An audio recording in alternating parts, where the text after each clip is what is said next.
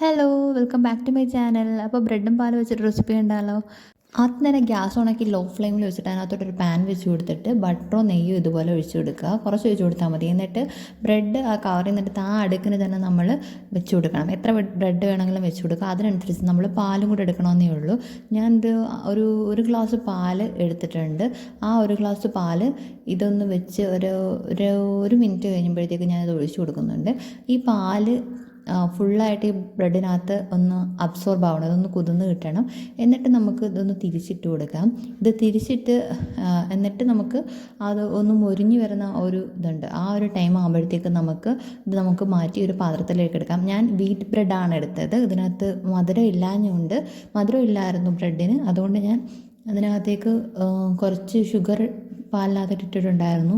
നല്ലതുപോലെ ഇട്ടിട്ടുണ്ടായിരുന്നു. ഇല്ലെങ്കിൽ ഷുഗർ ഇട്ടില്ലെങ്കിലും കുഴപ്പമില്ല. പിന്നെ നമ്മളത് മാറ്റിയിട്ട് ഒരു പ്ലേറ്റിലോട്ട് മാറ്റിയിട്ട് അതിൻ്റെ മേലിലേക്ക് കുറച്ച് ബൂസ്റ്റും കൂടി ഇട്ട് കൊടുത്തിട്ടുണ്ടായിരുന്നു. അപ്പോൾ ഒരു സ്പൂൺ വെച്ചിട്ട് ഇങ്ങനെ കട്ട് ചെയ്തെടുക്കുകയാണെന്നുണ്ടെങ്കിൽ പെട്ടെന്ന് ഇങ്ങി വരും. ഭയങ്കര സോഫ്റ്റാണ്. എൻ്റെ ഒരു സൈഡൊന്നും സോക്കാവാനുണ്ടായിരുന്നു. അല്ലാതെ ഫുൾ സൂപ്പറാണ്. മസ്റ്റ്